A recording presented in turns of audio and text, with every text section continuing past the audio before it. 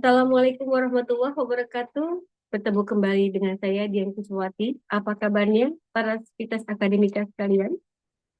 Kembali saya dari Universitas Cyber Asia akan menyampaikan tentang dampak undang-undang perekonomian tentang UMKM terhadap kemajuan bisnis dan ekonomi di Indonesia. Baik, jika saya untuk share screen.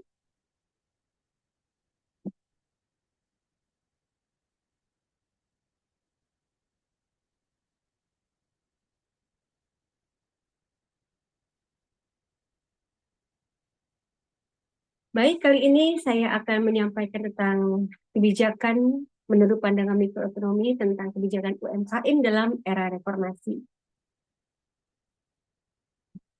Seperti kita ketahui sebelumnya, bahwa pemerintah Indonesia berusaha dengan sekuat tenaga bagaimana caranya meningkatkan dan mengembangkan perekonomian di negara ini.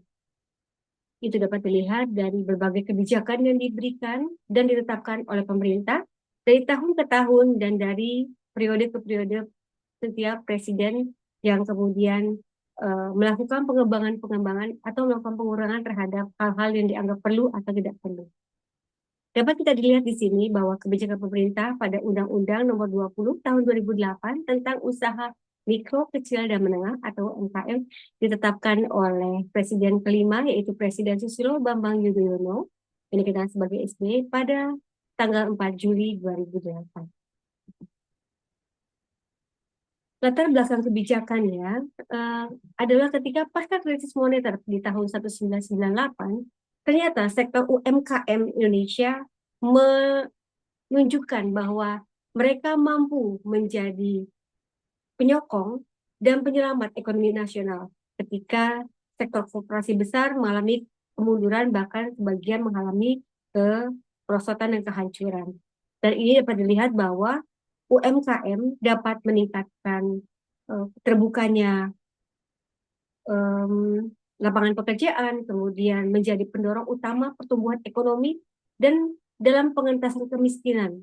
Namun, kemudian pemerintah akan memberikan gambaran-gambaran atau pakem-pakem bagaimana tentang UMKM ini akan ditetapkan atau dilandasi dengan sektor-sektor hukum yang lain, sehingga memberikan kerangka hukum untuk mendukung pengembangan dan pemberdayaan hukum secara berkelanjutan.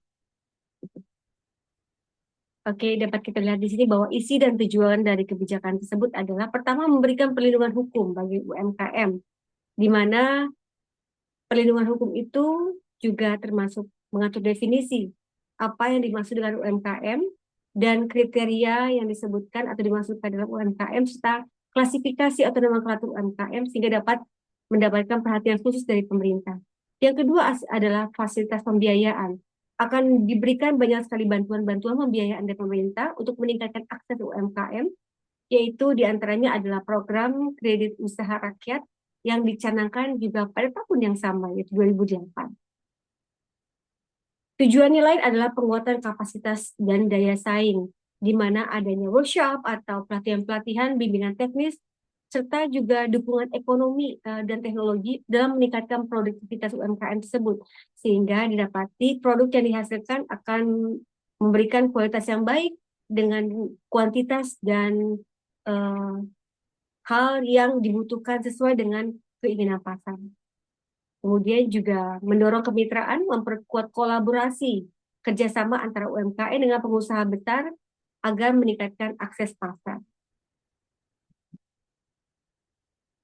Dampak kebijakan dari perspektif yang kita lihat melalui kacamata mikroekonomi, didapati adanya peningkatan dan pemerataan ekonomi di berbagai tempat, serta produktivitas dan akses keuangan dan juga lapangan pekerjaan. Namun juga ternyata UU nomor 20 tersebut memiliki tantangan dan keterbatasan.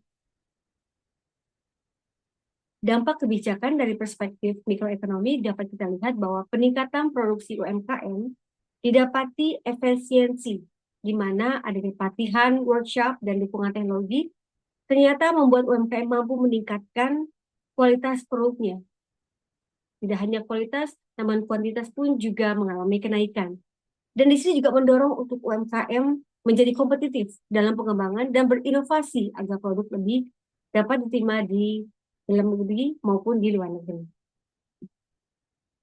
Adanya peningkatan untuk akses keuangan, seperti kita sampaikan sebelumnya bahwa adanya bantuan-bantuan kredit usaha rakyat, kemudian ini akan membantu pendanaan atau modal bagi ekonomi kecil yang melakukan bisnis UMKM tersebut dengan UMKM yang memberikan bunga rendah atau bahkan tanpa agunan besar.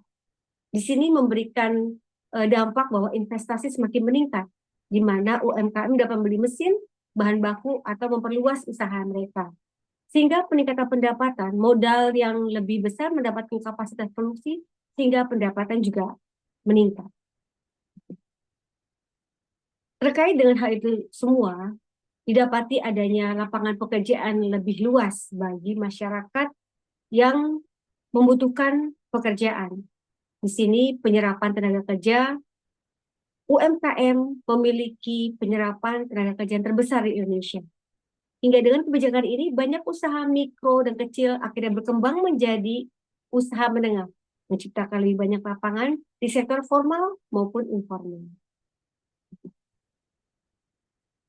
Adanya pemerataan ekonomi hingga ke daerah terpencil, kebijakan-kebijakan yang diberikan oleh pemerintah, ditetapkan oleh pemerintah, ini memperkuat sektor usaha mikro dan kecil yang tersebar di berbagai wilayah, termasuk daerah terpencil, sehingga mendukung pemerataan ekonomi nasional.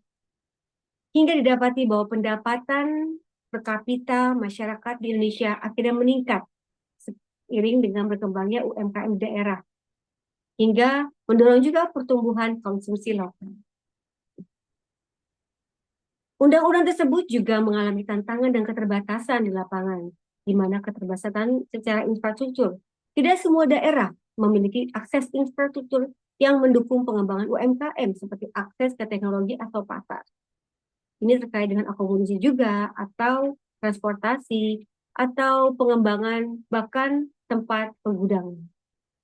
Kemudian juga hal ini menyebabkan UMKM ketergantungan pada kredit karena pembiayaan eksternal tanpa strategi pengelolaan keuangan yang matang ternyata akan membuat UMKM juga mengalami kegoyahan dan tidak ajak bila tidak diberikan pendidikan atau pelatihan yang lebih.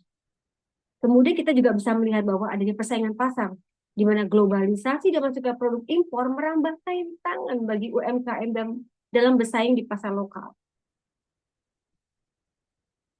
Kesimpulannya adalah kebijakan UMKM yang dirumuskan dalam Undang-Undang Nomor 20 Tahun 2008 memberikan dampak yang sangat signifikan terhadap perekonomian mikro di Indonesia, di mana kebijakan ini berhasil meningkatkan produktivitas, akses ke pembiayaan dan peluang lapangan kerja, serta mendorong pemerataan ekonomi di seluruh pelosok Indonesia. Namun, seperti yang kita lihat, masih ada tantangan dalam implementasi, keterbatasan infrastruktur, dan persaingan dalam pasar modal. Dan itu perlu atasi dengan kebijakan pendukung yang lebih terfokus. Secara keseluruhan dapat kita lihat bahwa kebijakan ini merupakan salah satu tonggak penting dalam penguatan sektor UMKM di Indonesia dan telah membuktikan perannya sebagai motor penggerak utama ekonomi nasional terutama pasca reformasi. Dan seperti yang kita lihat bahwa Indonesia terus berkembang dan terus berusaha untuk meningkatkan bisnis dan ekonominya di berbagai sektor. Dan semoga Indonesia semakin kuat dan semakin berkembang. Baik, itu saja yang dapat kami sampaikan. Semoga mendapatkan manfaat dari apa yang dapat kita bahas pada hari ini. Saya ucapkan terima kasih. Wassalamualaikum warahmatullahi wabarakatuh.